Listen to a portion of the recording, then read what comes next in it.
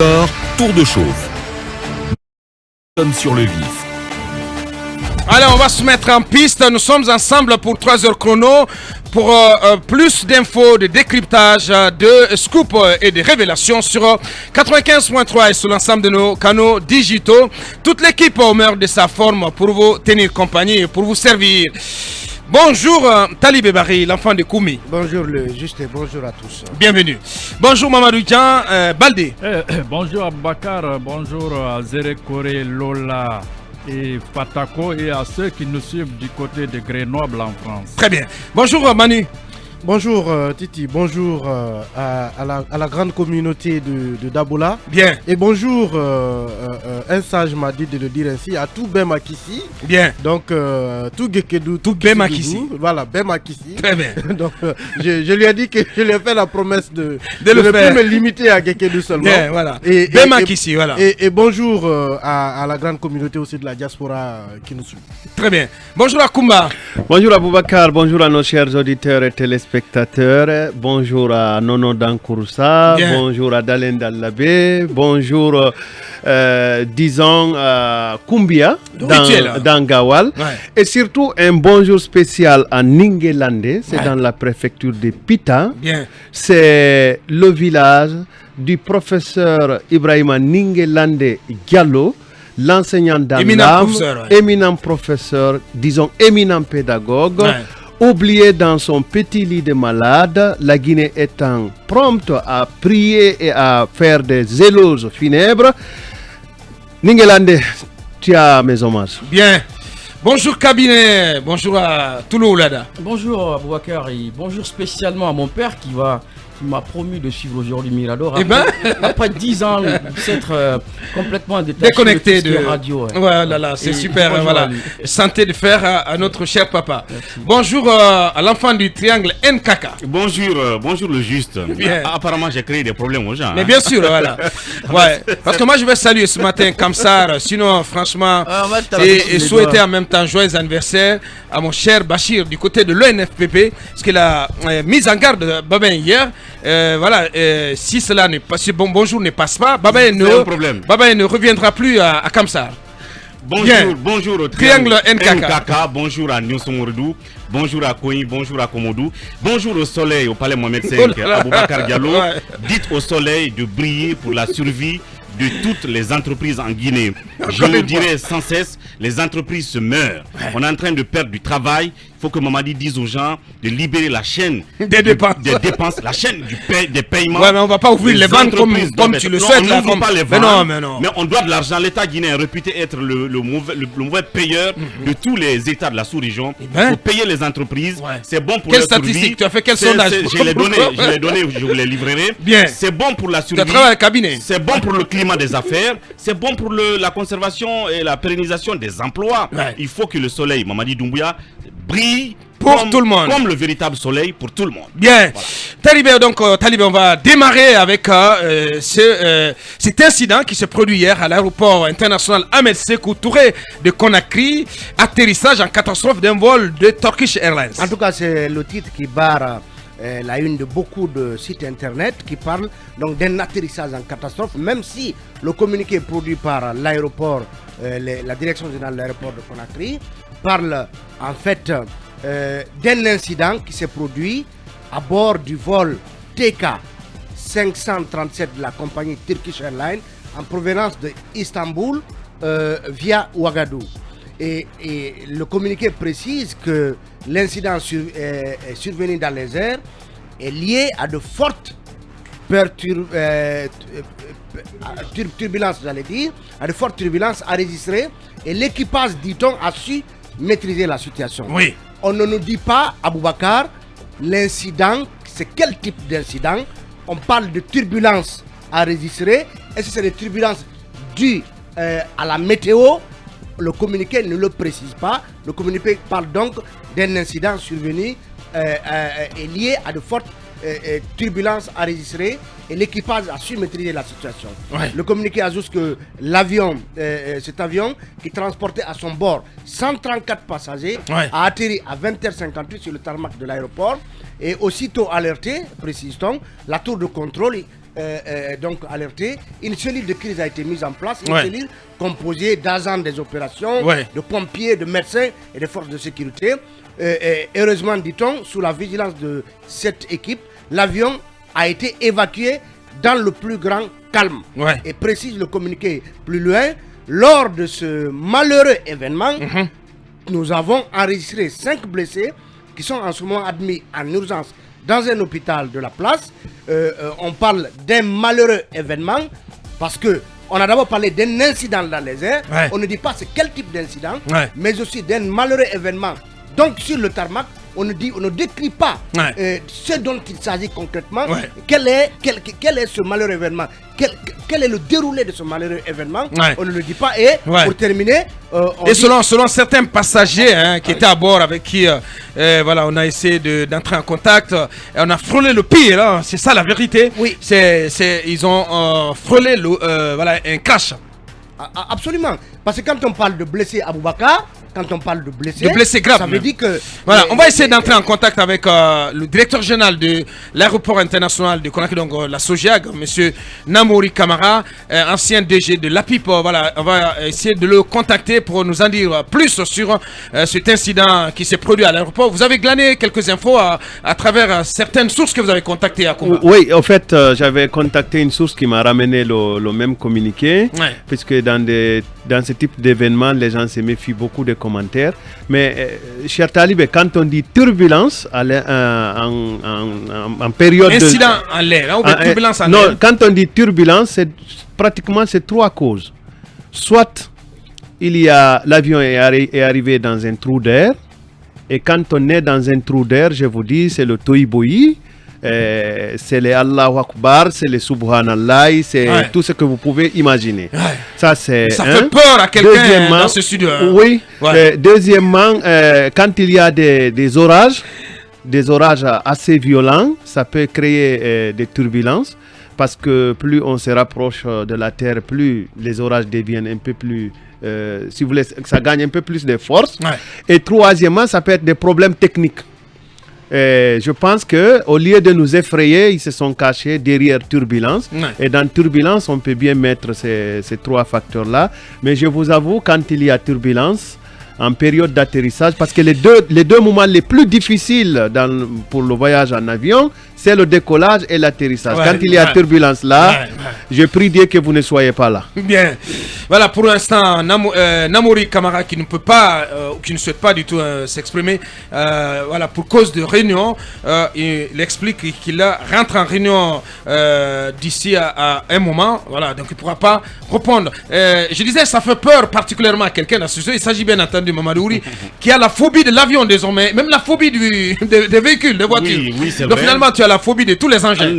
Tous les engins. Aussi bien au sol qu'en l'air. Surtout dans les airs. Surtout de l'avion. Bien. Au sol, c'est après notre accident à Kindia, à un moment donné, je me réservais de voyager, mais maintenant j'ai recommencé à voyager puisque je suis allé à Zérekoré. Mais pour l'avion... Tu es allé aussi à Kamsar. À Kamsar, mais pour l'avion, sincèrement, depuis 2-3 ans, j'ai commencé à développer une certaine phobie. La phobie pour l'altitude. Parce que, imaginez, je crois que c'était en 2019, quand je partais à Paris, il y a eu ce crash de Ethiopian Airlines. Et le même jour, nous étions aussi en haut, comme on le dit, dans le même type d'avion. Et depuis ce jour, j'ai commencé à développer cette phobie. Et souvent, pour voyager, je demande à prendre des somnifères. Bien sûr, même si on me le déconseille. Donc, hier, j'ai vu cet article-là vers 0h30. Ça ne m'a pas empêché d'appeler une connaissance qui travaille à la tour de contrôle. Et j'avoue quand même que mon voyage sur Paris dont je vous parle, ce jour-là aussi, nous avions eu un atterrissage difficile. Donc, c'est souvent des phénomènes qui se passent. Des fois, qui sont plus difficiles pour certains que d'autres. J'imagine, en tout cas selon l'information qui m'a été donnée par la personne qui travaille à la tour de contrôle ici, déjà hier il a beaucoup plu la journée et l'avion était en approche sur Conakry. Une fois que vous êtes dans la zone de Conakry, étant donné que toute la journée il a plu, la météo était capricieuse, donc le phénomène climatique ou les phénomènes climatiques ont dû ont dû causer cette secousse, cette forte secousse. Ouais. Maintenant, comment ça s'est passé à l'intérieur du vol? Est-ce que des gens pris par la panique ont détaché leur ceinture, ont voulu peut-être se sauver, ils se sont blessés. C'est le secret là ou sinon ce non-dit qu'on ne nous dit pas ce matin, peut-être pour cause de confidence ou je ne sais pas Parce quoi. que c'est un moment, en tout cas, très très difficile quand ça arrive. Mais vous oubliez toutes les consignes voilà, de sécurité. Des consignes de sécurité. Voilà, je ne souhaite pas du tout être à cette place, à la place de... Voilà, je pense qu'il y avait Maître Pépé Antoine à bord de cet avion. Va essayer, voilà, si le souhaite, va essayer d'entrer en contact avec lui pour en savoir un peu sur les circonstances de cet incident. Peut-on dire que l'aéroport de Conakry ne présenterait pas tous les dispositifs de sécurité qu'il faut, en tout cas, conformément aux standards internationaux. Que le communiqué dit que le Premier ministre et le ministre des Affaires effectivement, s'y sont rendus. Aboubacar, il faut se poser deux questions. C'est-à-dire que moi, j'aurais... parce que pour moi, c'est un incident en deux temps. Parce qu'on parle d'un incident dans les airs. Et donc, est-ce que c'est cet incident qui a entraîné ce que nous appelons ici, parce que le communiqué ne le dit pas, un atterrissage en catastrophe? Parce qu'il arrive que quand il pleut abondamment, que la piste d'atterrissage soit gorgée d'eau. Moi, cela m'est arrivé, je quittais le Maroc, je quittais Rabat. Je crois qu'ils ont résolu ça. Je quittais Casa pour Conakry. On a vu trouver que la piste est complètement un aéroport dangereux. On a dû faire demi-tour. Oui, dangereux. Après, je vais vous expliquer. On a dû faire demi-tour. On a dû faire demi-tour. Mais c'est une mauvaise publicité, ça, quand même. C'est pas un aéroport dangereux, monsieur. À l'époque. Non. Oui, absolument. Non, ne faites pas peur aux gens. Il n'y en a pas tort, parce que j'apprends que Air Sénégal aussi avait atterri en catastrophe 15 minutes avant Turkish Airlines. Il pleut. Donc, ce n'est vraiment pas simplement pour faire peur aux gens. Oui, mais c'est une mauvaise publicité là quand même. Là, vous faites mais elle ne dépend pas de nous. Soit elle dépend de la nature ou elle dépend des réalités de l'aéroport. En tout cas, à l'époque, nous on a dû faire demi-tour pour aller atterrir à Banjul. En attendant d'avoir des nouvelles. Ce que j'ai envie de dire, ça n'arrive pas qu'à l'aéroport de Conakry. Parce que personnellement, nous avons failli faire un crash au-dessus de l'aéroport de Lomé. Ça arrive, voilà, à tout moment. Dans un vol de Askai. Voilà, sans faire de la mauvaise moi je me méfie d'Askai. Mais après tout, je vous assure. Après tout, mon beau. Moi, je me méfie de Egypt Airlines. Je me méfie de Air Côte d'Ivoire aussi. Moi, je me méfie de Egypt Airlines. Non, mais Air Côte d'Ivoire. Voilà, c'est pas de mauvaise publicité. Mais non, Sinon la liste non mais parce que récemment on partait en Côte d'Ivoire, mais Mohamed il a l'écoute. Aboubacar, moi, Egypt Airlines, même gratuit, je prends pas. Mais non mais quand même, vous pouvez pas mettre les bombardiers, comment on appelle ça, les Falcons. Mais ça vous fait des bourdonnements dans les oreilles. Mais tout au long du trajet, c'est pas possible. La Côte d'Ivoire est plus grande que ça. Comme des Bon sang de Dieu. Oui, allez-y. Ouais. Parce que quand vous voyez les avions de Air Sénégal, mais c'est formidable. C'est formidable. Mais il faut mettre de l'argent, il faut investir. Ou bien soit vous n'avez pas les moyens, vous ne mettez pas une compagnie. Voilà. Bien, allez-y. J'ai essayé de me renseigner en attendant Air Guinée. C'est vrai, j'ai dit que... Non, plutôt en attendant Guinée Airlines. Bien, oui. Je disais que j'ai essayé de m'informer justement sur les raisons qui font par exemple qu'on envoie des bombardiers à Conakry pour prendre les gens à aller à Abidjan. Alors que oui, on appelle bombardier. Alors que si tu permets, Pépé Antoine en ligne, parce que je crois qu'il était à bord de cet avion. Parce que si on se réfère à son poste sur sa page Facebook, il est en direct. Maître Pépé Antoine, bonjour. Bonjour à Boubacar, bonjour à vos collègues, bonjour à vos nombreux auditeurs. Bienvenue sur Film FM. Est-ce que vous nous confirmez que vous étiez à bord de ce vol de Turkish Airlines hier soir? Oui, j'étais à bord de cet avion avec 3 autres confrères, en l'occurrence le bâtonnier Dina Sampil, maître Joachim Bilimou et maître Almami Samoui Traoré. Ouais. Dites-nous, qu'est-ce que vous avez observé, qu'est-ce qui s'est-il passé pour en arriver à peut-être à cet atterrissage forcé? Bon, moi je ne parlerai pas d'atterrissage forcé, mais je sais quand même que nous avions vécu 2 incidents majeurs. Le premier incident s'est produit en Côte-Guinée, où de façon brutale et violente, l'avion a connu une chute vers le sol. Et ça a provoqué un tohu-bohu dans l'avion. Et j'ai même vu un jeune sauter de sa chaise. Et au fond de l'avion, où il y a eu plusieurs blessés, j'ai vu une dame hôtesse qui a sévèrement cogné sa tête sur le plafond. Ça, c'est au-dessus de la Haute-Guinée, maître. Oui, vers la Haute-Guinée. Et je pense que cette dame a dû subir un choc très violent. Et puis, il semble qu'elle serait même dans les soins intensifs. Et puis, voilà, il y avait aussi un petit garçon qui était avec son papa, qui est d'ailleurs l'enfant d'un ami, d'un client, qui a aussi cogné sévèrement sa tête. Et voilà, plusieurs autres personnes. Donc, la chute, là, s'est déroulée sur quelques minutes avant que l'avion ne se stabilise dans l'air. Et ça criait, ça pleurait dans l'avion, ça priait. Et puis voilà, on était tous désespérés. Mais Dieu merci, l'avion a fini par se stabiliser. Et le second incident, c'était à quelques 40 minutes à l'atterrissage où l'avion a carrément retardé dans l'air à près de 30 minutes. On nous a fait savoir qu'il pleuvait, qu'il y avait l'orage, la météo n'était pas favorable. En fin de compte, nous avons atterri dans le calme et nous avions été accueillis à l'aéroport par le ministre des Transports et le Premier ministre. Nous avons donc été évacués effectivement dans le calme et puis voilà.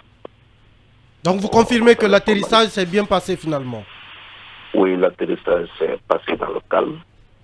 Le point le plus critique, c'est ce qui s'est produit en Haute-Guinée avec cette chute brutale et violente qui, pour moi, est loin de s'apparenter à un trou dans l'air ou bien à une zone de turbulence, parce que la zone de turbulence, quand même, la turbulence, elle est progressive, elle n'est pas brutale.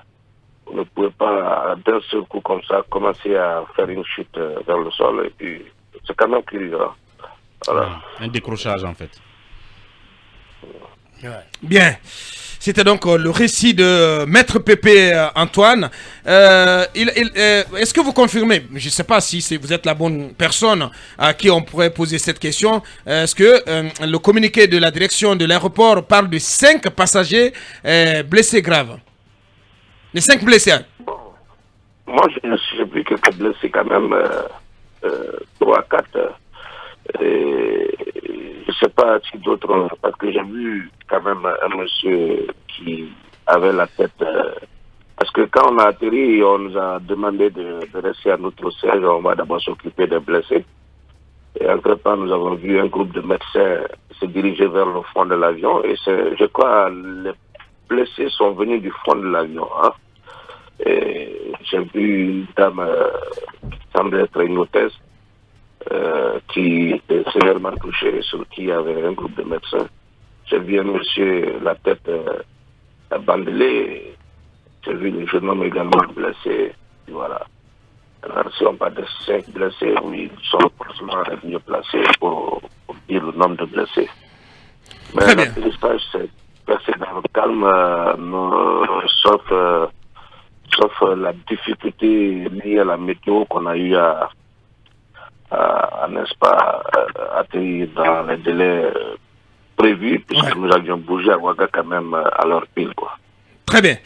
Grand merci à vous, Maître Pépé Antoine Lama, voilà, je rappelle, avocat de son État, qui était à bord de ce vol de Turkish Airlines, qui nous rassure que, voilà, tout comme la direction de l'aéroport, que finalement, cet atterrissage s'est déroulé dans le calme. Bien, on vient de l'entendre. Oui, on vient de l'entendre. Il dit que c'est au-dessus de la Haute-Guinée qu'il y a eu cette turbulence. Ouais. C'est pas au niveau de l'aéroport. Donc ça, c'est pour le moment, on s'en tient à ce qu'il a dit. Il était dans l'avion. Par rapport maintenant à la Guinée, je vais parler de la Guinée. La sécurité. La sécurité par rapport à l'aéroport de Conakry. Il y a des améliorations, mais c'est un aéroport qui crée un peu la phobie à plusieurs pilotes. Je sais de quoi je parle parfois même. Vous n'êtes pas pilote? Mais je sais comme. Bien. Vous savez. Bien.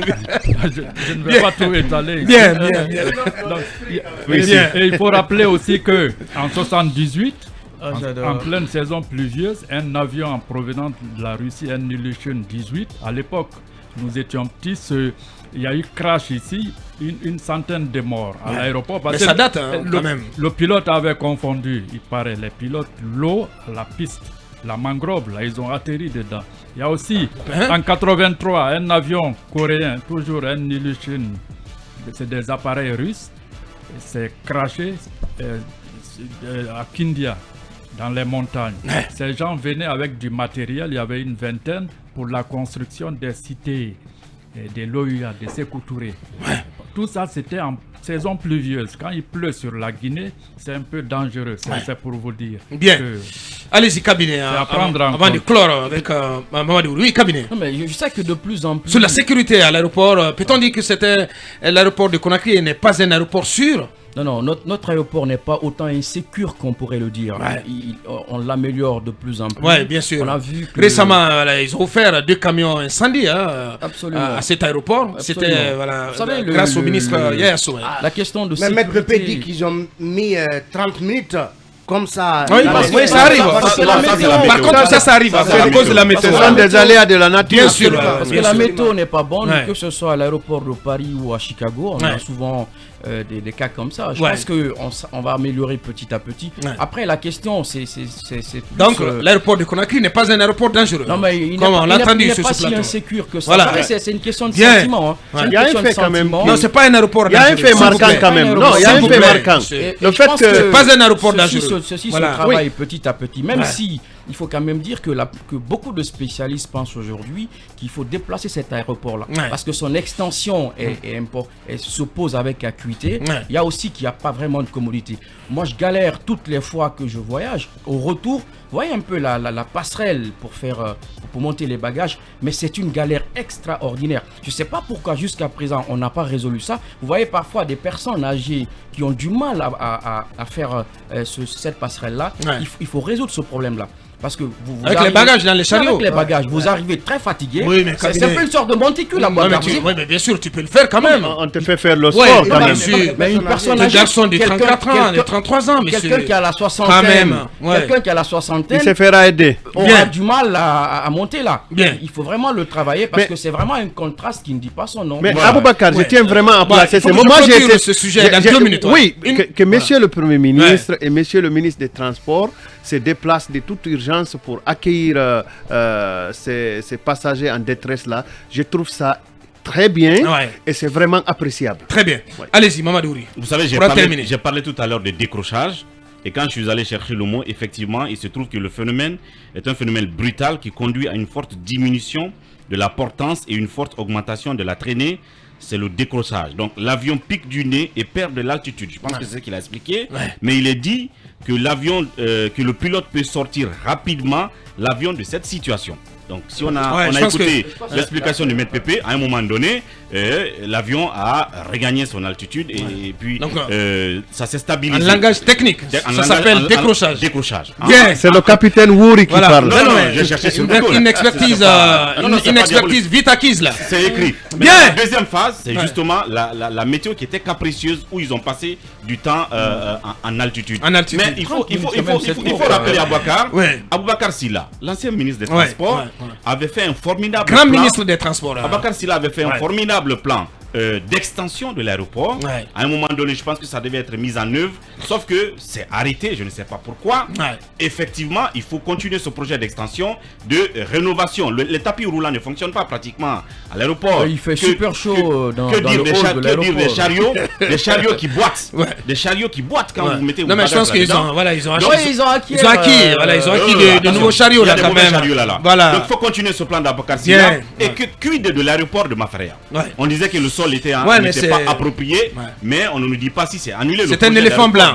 Le projet d'aéroport international, le nouvel aéroport du côté de Mafraya. Voilà, je continue de croire que Aboubacar Silla, ce grand ministre, qui a été un grand ministre des Transports, que le pays en a encore besoin. Voilà, c'était notre première livraison.